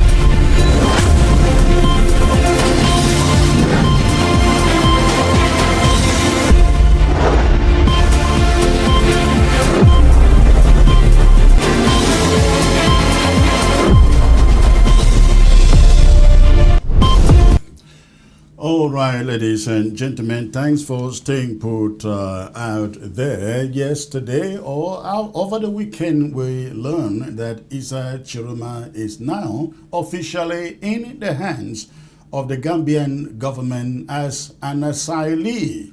Now, I have lived that life before. I have lived the life of an asylee before, or call it a refugee. And I lived that life because of the political situation in Cameroon. I come to this television set and shout out my lungs for the need for change in that country and the need for Ambazonia to obtain its own country. Many people don't understand why the passion behind what I do. I do it because I have lived the life of a refugee, of an asylee. I lived in Nigeria for 5 years. I'm talking of the time when there was nothing like protest against the regime in Cameroon. Some of us were courageous enough to ride against that regime. We did everything, talk to people, reporters, journalists like Charlie Ndicha, Bo Herbert, and many out there who had the courage to stand up against that regime. In 1992, after the presidential elections, SDF and the CPDMI published a book titled Criminal at the Presidency, referring to Paul Biya as a criminal because so many people were killed, so many property burned and destroyed just to give Paul Biya the victory as he has done now. So, right after that, they issued a warrant of arrest for me. I share that story with you because I don't have a guest here at the moment. Technically, they are unable to join. Oh, I think Sama Thomas is trying to join. Let's hope he does. But let me share that story briefly with you. 1992, after the presidential elections, I investigated those who were killed, property burned and destroyed, especially in Bamenda, Kumba, Victoria, and Douala, which was the stronghold of the SDF. And I published the book. Once the book is published, distributed, is out in the market, and the regime issued a warrant of arrest for me and a warrant for the confiscation of those books. And so this afternoon, I don't know whether it was afternoon or evening, I drove up to Victoria from Bamenda to collect sales, money for the sales of the book. And I am approaching this bookshop at Half Mile, Victoria. And I am still a distance away. If those of you who live in Victoria or who have been to Victoria will know, I don't know whether that motor park is still around Half Mile or was it Mile 1. There used to be a motor park there where you come from Kumba, from Bamenda, from Douala. That was where the park used to be. And so I come up from Bamenda and alighted from the car, from the park, and I am walking towards this bookshop in Victoria. And I can see the bookshop far away, right ahead of me. I see a police boss. Those they are here's bosses. One of them standing in front of that bookshop, and people are gathered there. You know, when in Cameroon, when the police show up and they are carrying out any action, people gather. They are inquisitive to want to know what they are doing. So people are gathered in front of that bookshop with a police van standing there with about 6 or 7 of them, some inside, some outside. And I am coming from the park, walking towards the bookshop, approaching the bookshop. A journalist, a reporter for the Herald, then, the Herald, those of you who were there then, you remember the Herald newspaper was the most popular newspaper then at that moment. So a reporter of the Herald who knew me, but I didn't know him, he saw me approaching the bookshop, and he started waving me, making signs with his hand like this for me to turn back. But I just kept coming because I didn't know this guy, I didn't know this reporter, but he knew me. He knew that the police were there hunting for me. So he started making his hand like this, trying to signal me to turn back. I just didn't understand what he was trying to do because I didn't know him. So right there in front of very close to the entry into the bookshop where I could see inside, I saw the policemen, about 4 of them with a ladder inside the bookshop, coming down the ladder with a bundle of my books in their hands. It was then I realized suddenly, these guys came for me. They are looking for me. That is why the guy was making his hand like this for me. So I immediately make a turnaround and disappeared from that place. And the good thing is the people, the police guys, didn't know me, because I believe if they knew my face, they would have picked me right there. But I turned back, vanished, came back 2 hours after into the bookshop, met the bookshop guy, and he told me they came with a warrant. They showed me a warrant to confiscate the books and a warrant to have me arrested. And so it was. I turned back to Bamenda. In those days, when the regime once is set out to arrest you, pick you up, they mount barricades on the road as usual, and at every checkpoint, they take your ID card, they look at it. If you are the victim they are looking for, they pick you from there. So that night, I turned around back to Bamenda the same night. And I got to Bamenda and I spoke to Albert Mokong. And Albert Mokong and others, my other colleagues, they said, you better leave before they lay hands on you. If they lay hands on you, you are not sure of coming out of prison. And even if you come out of prison, you may not come back able to see. Now, I could take it from Albert Mokong, knowing that he has been there. Remember his book, Prisoner Without a Crime? That was Albert Mokong. So I took the advice from him and met with Barrister Bob Guy, who was here the other day. Barrister Bogga was running a human rights organization then in Bamenda. He issued an attestation for me to escape to Nigeria. So I escaped to Nigeria, stayed in Nigeria 5 solid years as a refugee, registered by the Nigerian Refugee Commission and the United Nations Refugee Agency in Nigeria. I am telling you this story because now I understand the circumstances under which Issa Chiroma finds himself. When you are granted refugee status in any country, you are warned, you are instructed, you cannot do anything against your home country or that which will cause a problem between the country hosting you and your home country. They tell you to remain quiet. They tell you you cannot say anything that complicates relations between Nigeria, or in this case Banju, and Cameroon. So you have to remain silent. So ladies and gentlemen, but then the question is, when the Gambia says they are talking with regional powers, talking about Ecowas and the AU and probably, what is that organization in the Central African region? Is this CEMAC? When they say they are talking to these regional organizations and leaders, can Cameroonians trust these organizations? That is the question. Can Cameroonians trust these organizations? Can you imagine that Ecowas, the AU is the same organization, ladies and gentlemen, that took bribe from Cameroon to anoint Philemon Yang as Africa's representative for the presidency of the United Nations. I'm sure you guys can recall that. The reason Philemon Yang was picked by the African Union to represent Africa and Cameroon as the president of the General Assembly of the United Nations was because Cameroon pushed money, pushed envelopes into the pockets of the leaders of the AU.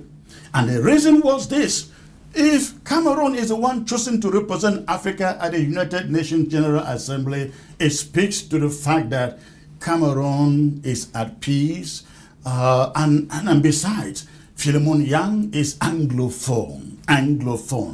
That is the perception that Cameroon, conniving with the AU, was trying to send to the international community, that there is no problem in Cameroon between Anglophones and Francophones. Yeah, that one you may be right, because the war in Ambazonia is not against Francophones. The war in Ambazonia is against the regime in La République du Cameroon. And so they send Philemon Yang. With the AU sealed approval upon him to the presidency of the United Nations General Assembly. And people were shouting all over the place. I heard from PLO Lumumba, and they were all shouting all over the place. Did it mean or translate to anything before the AU? Of course not. Nigeria abducted Ambazonian citizens in 2017, or was it 18, in Abuja, and secretly and illegally shipped them to Cameroon into the waiting hands of a dictator who put them to a military tribunal and then sentenced them to life imprisonments. That is the same Nigeria that the Gambia wants you and me to believe they are going to resolve these post-election conflicts in Cameroon peacefully, amicably. Ladies and gentlemen, I am saying this to say to La République du Cameroon citizens that if you think that that Ecowas, if you think that the AU, if you think that CEMAC is going to deliver you freedom in your country, you waste your time. You waste your time. The so-called international community, it's a facade that doesn't exist. It just doesn't exist. If the international community exists, how come Cameroon soldiers have killed over 30,000 people in the southern Cameroons and Bazonia? If the international community exists. If the international community exists, why are there over 100,000 Ambazonians languishing in foreign countries around Nigeria, Gabon, and the rest of the places? Why? Where is it? If the international community exists, why are there over 900,000 internally displaced, they call it, in Cameroon? If the international community exists, where are they when Paul Biya rigged elections at 93 years? At 93 years, he rigged elections and they rushed to him to congratulate him. They rushed to him to congratulate him. So-called international community is a facade. It's a scam that they use to, pacify you to keep believing. As I said yesterday, ladies and gentlemen, nobody, Cameroonians, listen to the sound of my voice. Ambazonia will not come and fight for you. I hear some French Cameroon citizens telling us, let's work together. Let's work together. We have been working for 9 years already. We'll figure out what we want. You figure out what you want and fight for it. Nobody will give you freedom. You have to give yourself freedom. Your children, your families, your towns and your cities have to sacrifice for that freedom as Ambazonians have for the past 9 years. I'm sorry. I think my emotions took me there. Let me take you to my next commentary, ladies and gentlemen, for the day. And it has to do with this subject of Ecowas and the AU and Banju and so on. That is the subject of the monologue that I bring to you at this moment. And after this, ladies and gentlemen, in the absence of my guests, I'm going to open the microphone to take your calls after this monologue. All right. Today's monologue is particularly directed to citizens of La République du Cameroon. Whether you are in Cameroon or in the diaspora, today you must speak with clarity and with the courage that this moment demands of you. The government of the Gambia admitted recently that it is working with regional leaders, talking about Ecowas leaders, to negotiate a peaceful settlement of the Cameroon election crisis. But before you are deceived with false hopes, I'd like to remind you who these Ecowas leaders or AU leaders truly are and what recent African history has already taught all of us. To understand today, we must look back to the Sahel uprisings, when the people, the citizens of Burkina Faso, Mali, and Guinea rose with one voice to reclaim their dignity, their sovereignty, and their destiny. In that moment, Africa witnessed something powerful.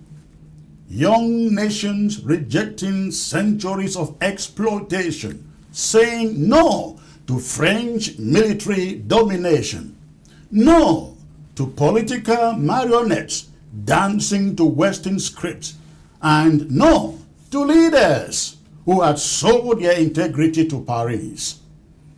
The people spoke loudly. The world heard them. But ECOWAS chose deafness. It chose not to hear the people of Burkina Faso.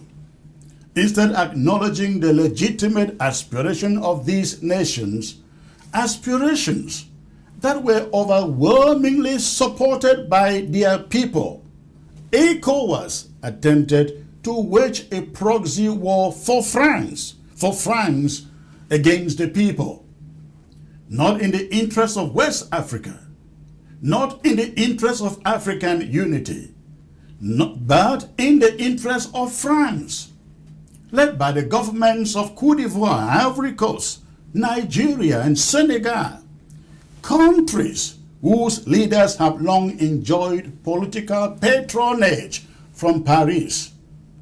ECOWAS threatened military action against Burkina Faso, Mali, and Guinea. Let's not forget this story. This was not diplomacy. This was not Pan-Africanism. This was the ugly face of neo-colonial loyalty. ECOWAS refused to recognize the new leaderships in Burkina Faso. They refused to recognize the new leaderships in Mali.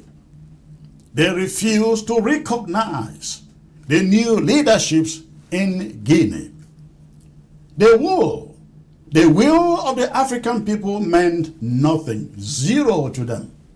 France's displeasure meant everything to them.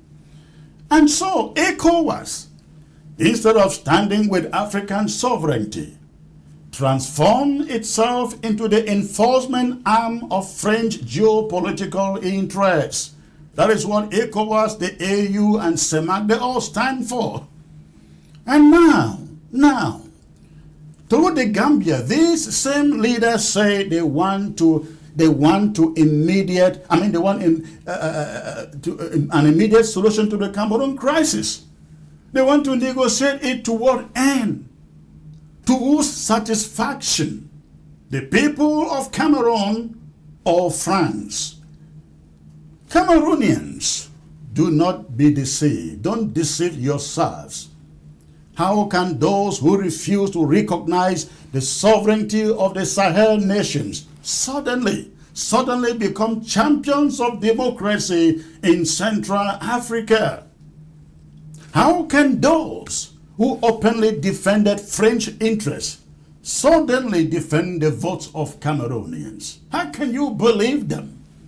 How can those who themselves sit in the same club of election manipulators, political gatekeepers, and protected elites suddenly become arbiters of justice? Not possible.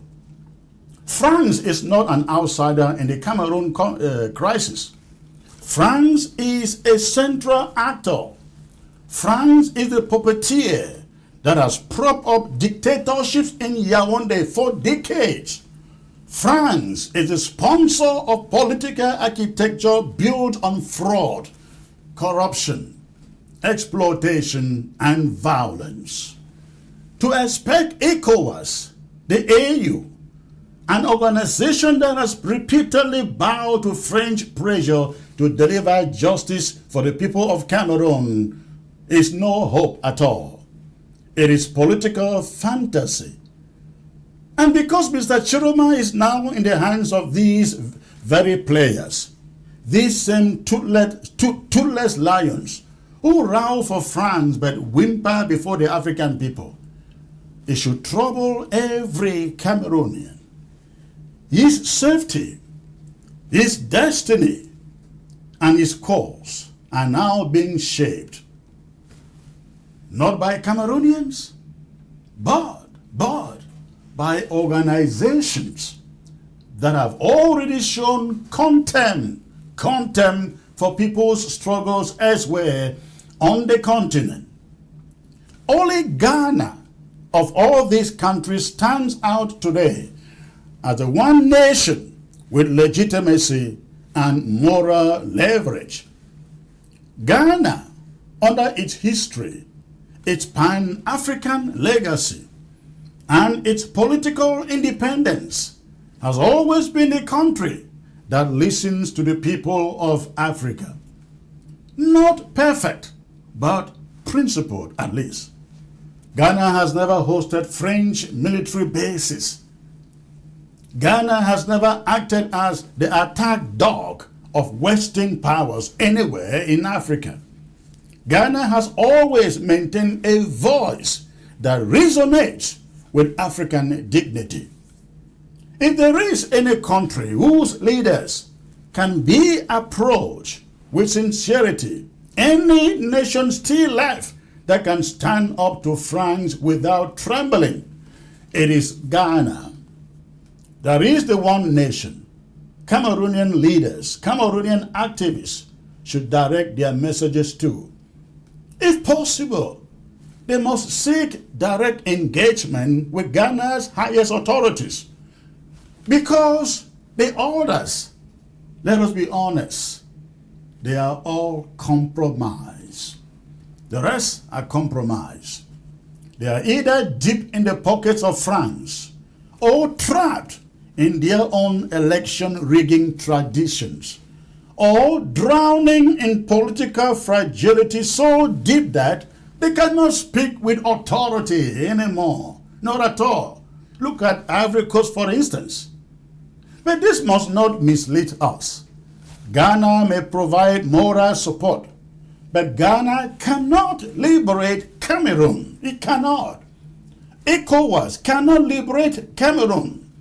The African Union, long asleep, cannot liberate Cameroon.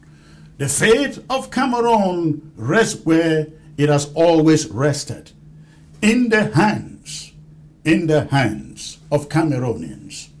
And so today I speak to the people of Cameroon directly.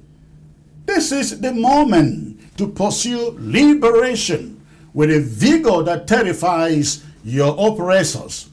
This is the moment to rise with unanimity, so powerful that no foreign actor or potentate, no puppet regime, no regional body, no Parisian diplomat can break your resolve. You must now move from hope to action, from waiting to demanding, and from fear to faith. The world respects those who fight for themselves. The world listens to those who refuse to be silenced. The world supports those who demonstrate unbreakable determination. And the world follows those who first lead themselves, as Ambazonia is doing. The crisis in the post-Cameroon elections has entered a decisive phase. And in this phase, weakness is fatal. Naivety is dangerous. And relying on compromised organizations or institutions is a waste of precious time. But unified determination, this is unstoppable. A people standing together, that is unbreakable. A people who refuse to be oppressed, that is irreversible. You have seen this in Ambazonia for 9 years, isn't it? The liberation of Cameroon from the 43-year dictatorship should not be negotiated in air-conditioned rooms in the Banju. It should not be written in communiques drafted in Abuja. It should not be handed down by presidents whose own elections are stained by fraud. It should be forged, ladies and gentlemen, by the Cameroonian people, by their courage, by their resolve, and by their unshakable insistence that their votes matter, their voices matter, and their future belongs to them. This is the hour. This is the moment. The chains are old, ladies and gentlemen. The system is rotten, and history is calling. Cameroonians should rise. Not tomorrow, not next week, but now, and I mean now, with the vigor of a people that refuses to die, with the unanimity of a people who know that justice delayed is justice denied, and with the confidence of a generation that refuses to be ruled by fear. Cameroon's destiny should no longer be negotiable, its liberation no longer optional, its future no longer in the hands of those who betray Africa yesterday. It should be in the hands of its people. And I hope the people hear my voice. And by the people, I am referring to citizens of La République du Cameroon. I hope you heard me. I hope you heard me. I couldn't say it any better than this, ladies and gentlemen. It is time you put behind your fear and face that fear in the regime that has perpetuated itself in Yaoundé for 43 years. 43 years. Think about it. It is not enough running up and down on the streets of Paris to change a regime in Yaoundé. It is not enough running up and down on the streets in Belgium to change a regime in Yaoundé. What is enough is for you to demonstrate that you can fight. And when I mean fight, I mean actionable fight. All right, ladies and gentlemen, all my guests have technical issues and they can't join me today. I am going to open the phone lines at this moment to take your calls. But remember, before you call, make sure that the volume of your television set is turned down. Turn down the volume of your television set before you call. That way, when you pick your phone, I can hear you and take your call. Okay, the phones are ringing already. Let me get there. Hello. Hello. Hello, Mr. Chris. Good evening or good day. Good evening, sir. Where are you calling from? Yeah, I'm calling from Ground Zero, Meme County. Ground Zero, Meme County. Wonderful. What is on your mind, sir? 30 seconds.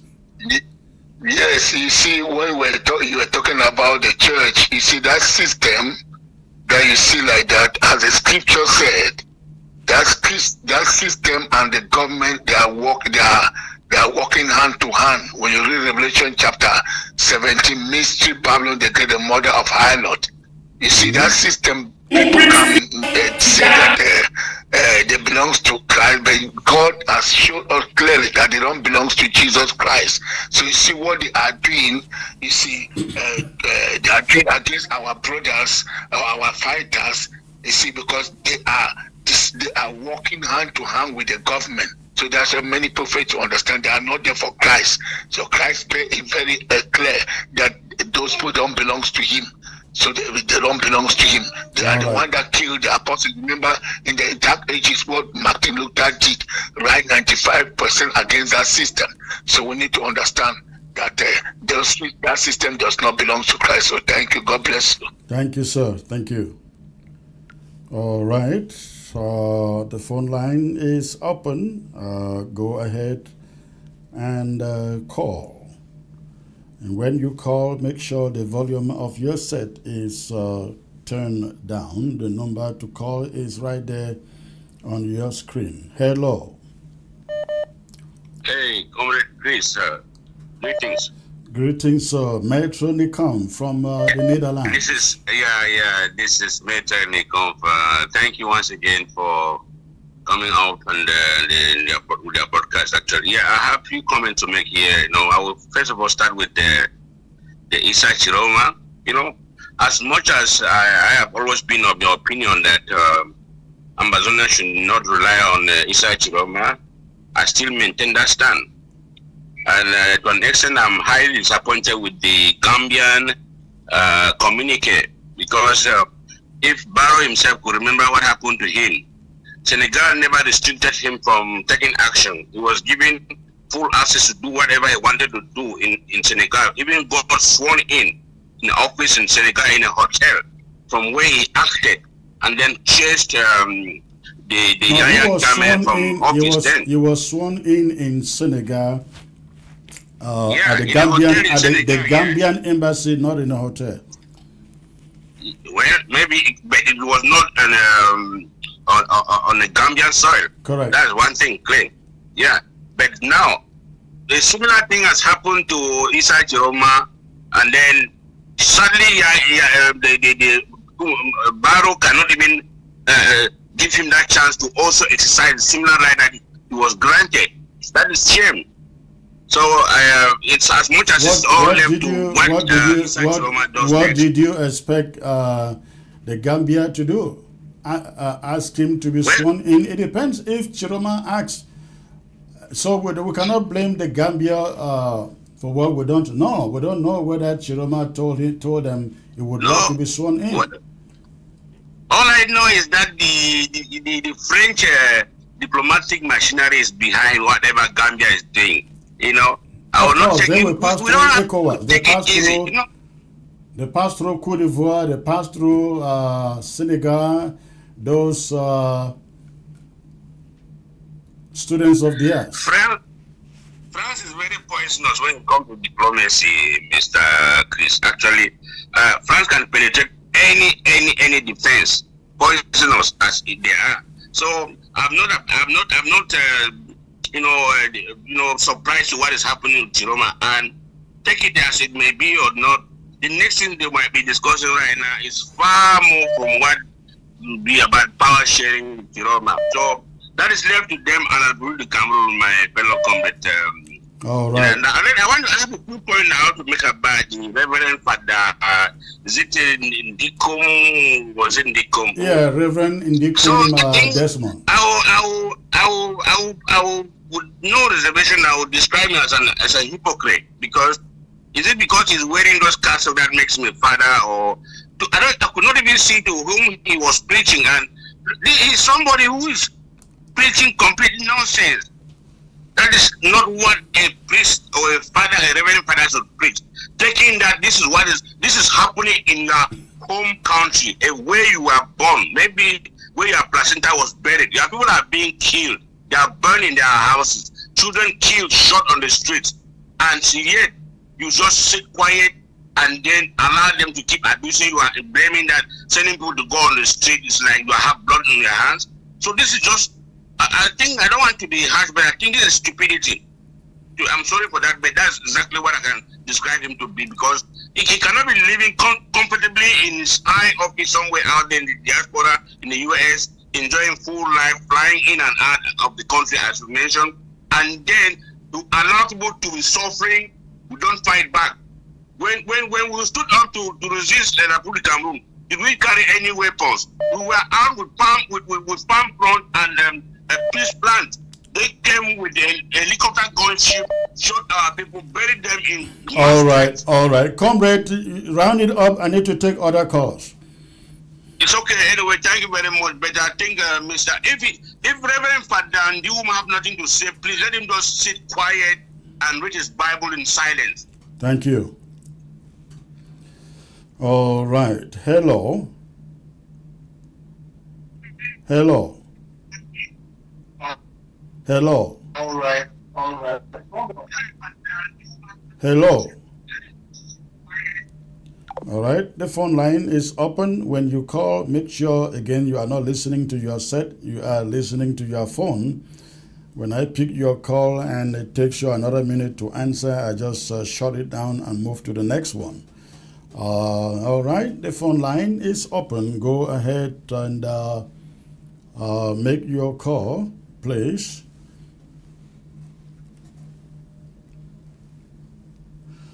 Hello. Hello. Hello, good evening, sir. I can barely hear you, sir. Your voice is very low. Good evening, sir. Good evening. Where are you calling from? I'm calling from Grand Zero, the northern zone, sir. Okay, and what is on your mind, sir? Yeah, about the Catholic priest, sir. Okay. You know, last week when you were on the point of call, I wrote to you. all these priests, we know about them all. They are involved with the occultic group of Republic in Arabic, sir. That's why they are behaving like that, sir. All right. Thank you, sir. Thank you. Okay. Hello. Hello. Yeah, Chris.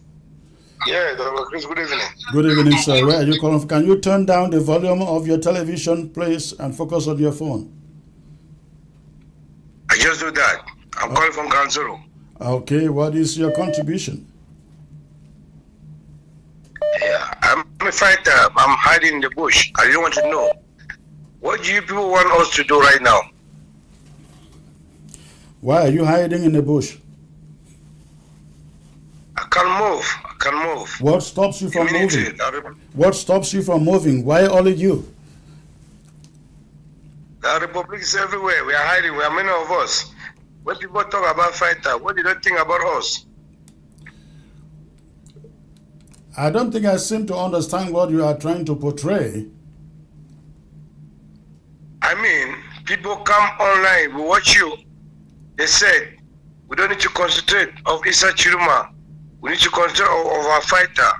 What do you want us to do? We are hiding in the bush. They are saying nothing about us. We should do what? We should continue to remain in the bush? I don't think a fighter in the bush will come out on television and tell people that they are hiding in the bush. Thank you for the call. All right, the phone line is open. I have 5 more minutes to call this over tonight. Okay. Hello. Hello. Okay. Hello. Hello. Hello. Yeah. When you call, you have to stay by your phone. If you don't stay on your phone, the moment I pick your call and say hello, once, twice, if you don't pick, I get to the next caller. Hello. Hello. All right. Hello. Good evening. Good evening, Comrade Chris. Good evening, sir. Where are you calling from? I'm calling from Bamenda. Can you turn down the volume of your TV, please, and focus on your phone? Yeah, I'm just going to do that. So, Okay.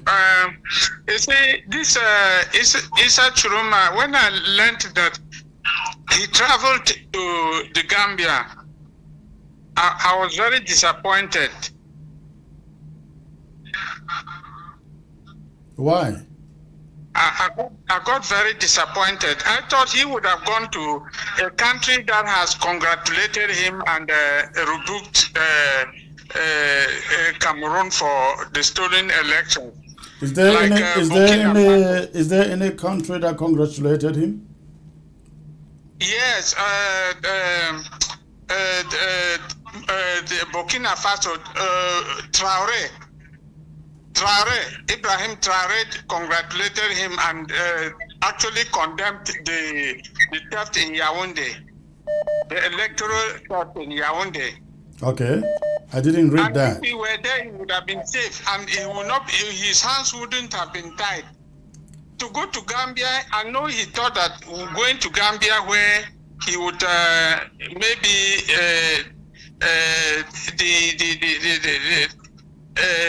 that president there would sympathize with him. And maybe he thought that that is what he was going to get. No, I don't.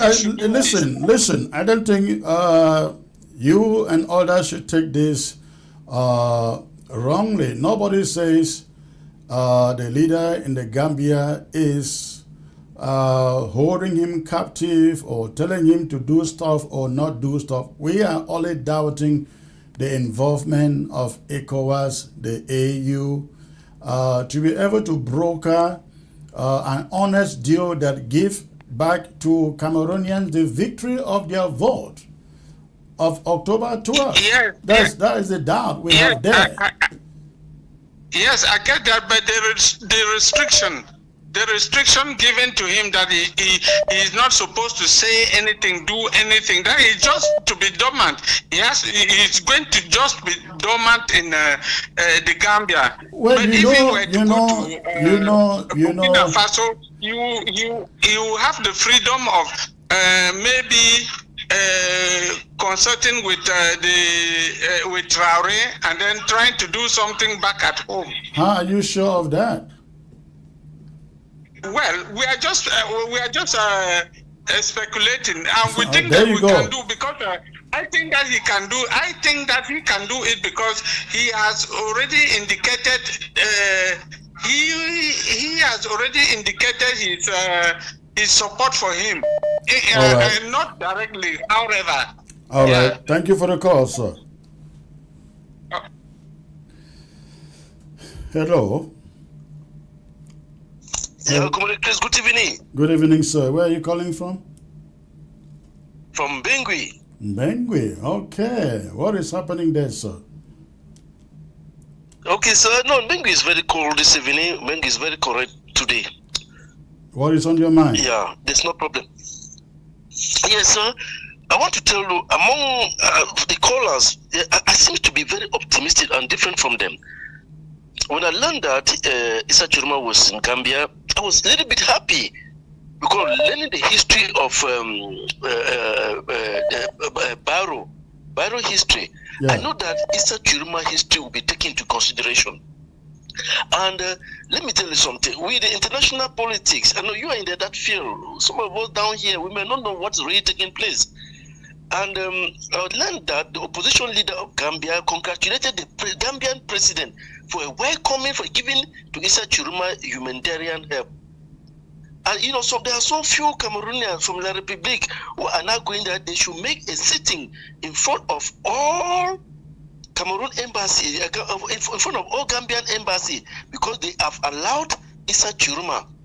And they are saying that the statue that Issa Chiroma is benefiting, that statue is given to the poor and the needy. That statue should not be given to politicians. Therefore, you see, they start to tremble now. They know that there's something taking place inside. So I'm very optimistic. I'm very optimistic. I am. You know, I am. My rule. I am optimistic. The Ecowas are coming in. Yeah, and the Ecowas came in.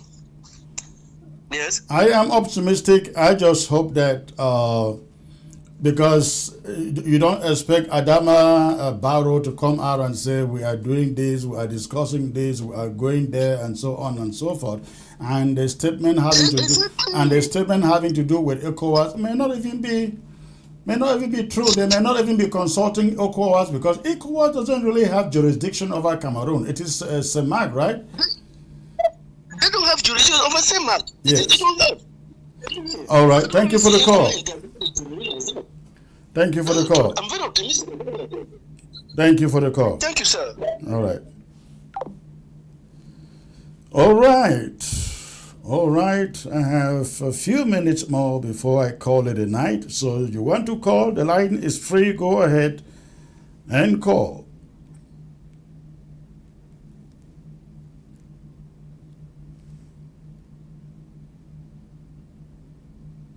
Please, we need to do this government something that they will not understand. This is a cry of somebody writing to the show. Okay, sir, whatever that something may be, you need to spell it out to me. All right.